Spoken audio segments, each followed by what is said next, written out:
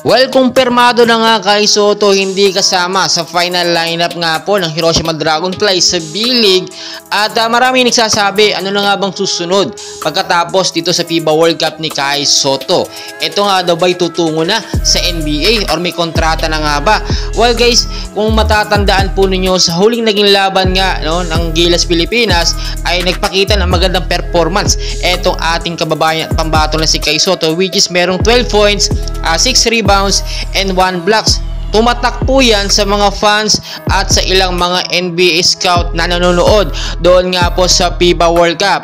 At ito po yung sinasabi natin na noon pa man, kapag ka hindi nakuha sa final lineup ng Hiroshima or ng B-League itong si Kai Soto, automatic na ganoon ay cancel ang kanyang kontrata sa B-League. Ibig sabihin, makakancel lamang ang kontrata ni Kai Soto sa B-League or sa Hiroshima kung meron siyang kontrata sa ibang mga liga, which is ang sinasabi nga natin dyan sa NBA man or sa G-League. Ngayon po, nung mga nakaraan pa, nag-post mismo ang tatay ni Kai Soto na Purple and Gold at nagpahiwatig ito ng achievement or panibagong yugto para kay Kai Soto. Ano nga bang ibig sabihin nito, Purple and Gold?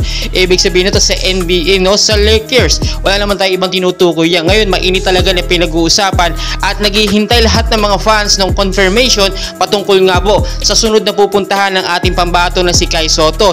Hindi rin po kasi si Kai Soto makakasama sa Asian Game nga po na gaganapin sa September 23. So another problem na naman ito sa Gilas Pilipinas natin, kasama ang panibagong head coach. Sakit sa ulo ito dahil wala ang ating mga young Gilas player na nagpakitang gilas nga po dito nga po sa FIBA World Cup sa classification round.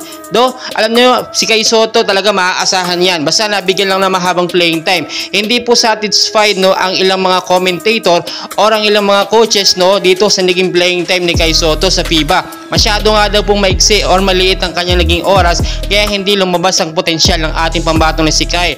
Pero sa mga nakakakilala ng mga coach dito kay Kai Soto, alam nila yung potensyal ni Kai Soto na mahalaga siya sa depensa.